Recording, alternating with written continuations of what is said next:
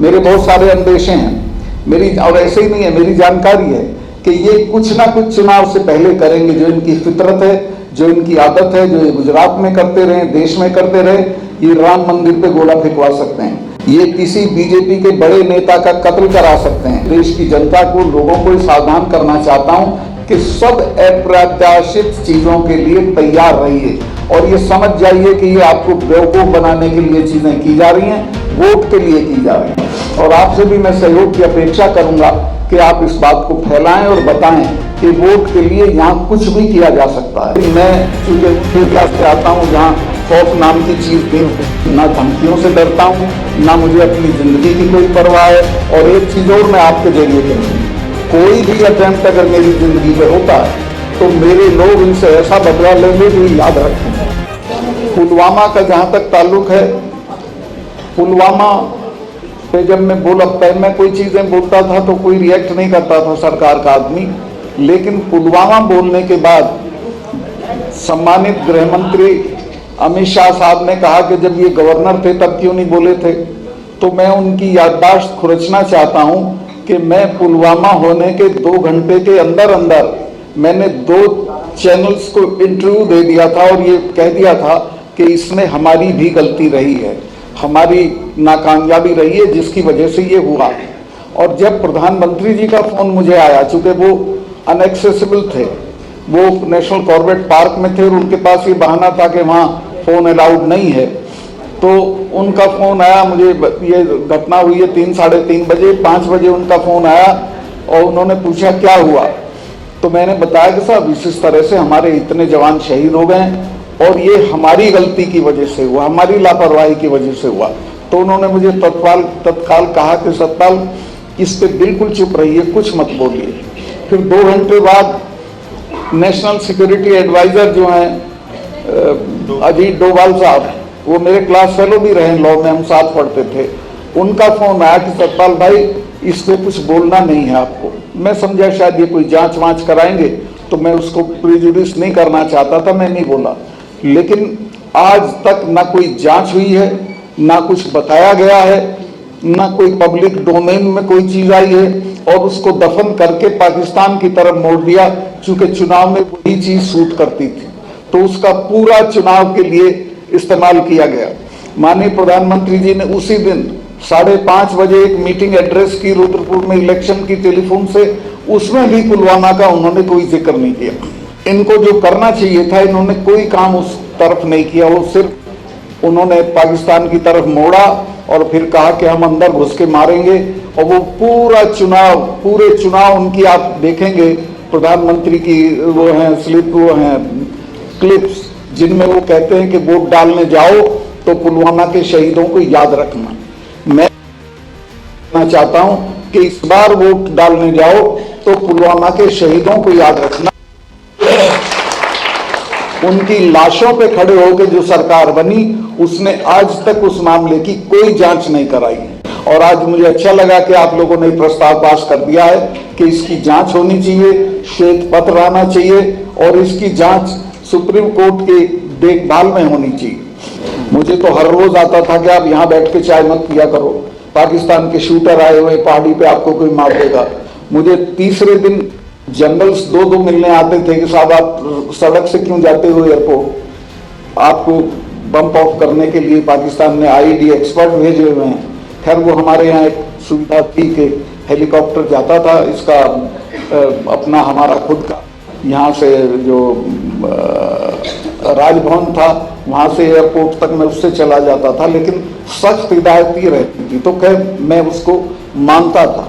लेकिन इसकी जो जानकारी थी कि ये पुलवामा में ऐसा होगा वो मेरी जानकारी में नहीं, तो मेरे से कहते मैं इमीडिएटली करा देता। लेकिन उन्होंने होम मिनिस्ट्री से कहा और होम मिनिस्ट्री ने उनको 5 जहाज नहीं दिए। ये जांच करने की चीज है और इसमें रेस्पॉन्सिबिलिटी फिक्स होनी चाहिए कि कौन जिम्मेवार है। अगर ये कॉन्वॉय नहीं होता और उससे जहाज से लोग आए होते तो कोई जान का नुकसान नहीं होता। इसमें ये भी गलती हुई, मैं गया था उस जगह जहाँ विस्फोट हुआ था, उस एरिया में 10 किलोमीटर की दूरी पे दोनों तरफ 8-10 लिंक रोड मिलती हैं मेन हाईवे में, एक भी मैन नहीं थी, कहीं भी कोई जिप्सी नहीं ट्रैफिक को रोकने के लिए कि भाई हमारा कॉन्वॉय जा रहा, आप इसमें मत आइए। जबकि मैं, हमारी जो फोर्सेज आती थी तो मैं श्योर करता था कि उस दिन कोई सिविल ट्रैफिक हाईवे पे नहीं जाएगा। तो ये देश की सिक्योरिटी के साथ इस स्तर पे खिलवाड़ हुआ और अभी भी हो रहा है। अभी पता नहीं कहाँ कहाँ क्या क्या होगा। मेरे बहुत सारे अंदेशे हैं मेरी, और ऐसे ही नहीं है, मेरी जानकारी है कि ये कुछ ना कुछ चुनाव से पहले करेंगे। जो इनकी फितरत है, जो इनकी आदत है, जो ये गुजरात में करते रहे, देश में करते रहे, ये राम मंदिर पे गोला फेंकवा सकते हैं, ये किसी बीजेपी के बड़े नेता का कत्ल करा सकते हैं। ये भारत पाकिस्तान की मेरी डेफिनेट जानकारी है कि हमारे एनएसए दुबई क्यों जा रहे हैं बहुत जल्दी जल्दी, वहां पाकिस्तान के जनरल से बात करते हैं और मिली जुली कुश्ती करेंगे कि हम 4-5 दिन के लिए घुसेंगे, फिर हम आ जाएंगे, आप रिटेलिएट मत करिएगा। तो ये भी हो सकता है, पाकिस्तान वाला भी। तो इस तरह की चीजें होंगी, तो इसके लिए हमको अपनी जो जनता है उसको सावधान करना पड़ेगा। ये सांप्रदायिक तनाव वाला तो मुझे अंदाजा था पहले से। आप लोगों को मैं एक बात बता दूं, चूंकि मैं जाट एरिया से आता हूँ, वहां एक कहावत थी कि जाट का तो हिंदू क्या और मेव का मुसलमान क्या। चूंकि जाट ट्रेडिशनल सेंस में हिंदू नहीं होता, पूजा पाठ वाला नहीं होता, वो आर्य समाजी होता है। और इसी तरह मेव ट्रेडिशनल सेंस में मुसलमान नहीं होता, वो सिंपल एकदम सीधे सपाट। उनमें दंगा हुआ है कल, जिनके बारे में ये था कि ये इनमें कोई कम्युनलिज्म नहीं है, वहां दंगा हुआ है। ये दंगा जानबूझ के, और ये एक ही जगह नहीं हुआ। कल में रात में 8-10 शहरों में, वहां के हरियाणा के ये हुआ। हरियाणा में 47 के बाद कोई दंगे नहीं हुए थे, अब ये हुआ। 7-8 शहरों में, बड़े शहरों में ये दंगे हुए हैं और ये होंगे, देश में बड़े पैमाने पे होंगे। तो मैं आपके माध्यम से देश की जनता को, लोगों को सावधान करना चाहता हूं कि सब अप्रत्याशित चीजों के लिए तैयार रहिए और ये समझ जाइए कि ये आपको बेवकूफ बनाने के लिए चीजें की जा रही हैं, वोट के लिए की जा रही हैं। और आपसे भी मैं सहयोग की अपेक्षा करूंगा कि आप इस बात को फैलाएं और बताएं कि वोट के लिए यहाँ कुछ भी किया जा सकता है। राम मंदिर वाली भी मेरी डेफिनेट जानकारी है कि चूंकि राम मंदिर मुद्दा तब बनेगा जब उस पर बम पड़ेगा या कोई चीज होगी, वो हो सकता है। कृष्ण जन्मभूमि पे हो सकता है, क्योंकि अलकायदा की थ्रेट भी है कृष्ण जन्मभूमि के लिए और अयोध्या के लिए।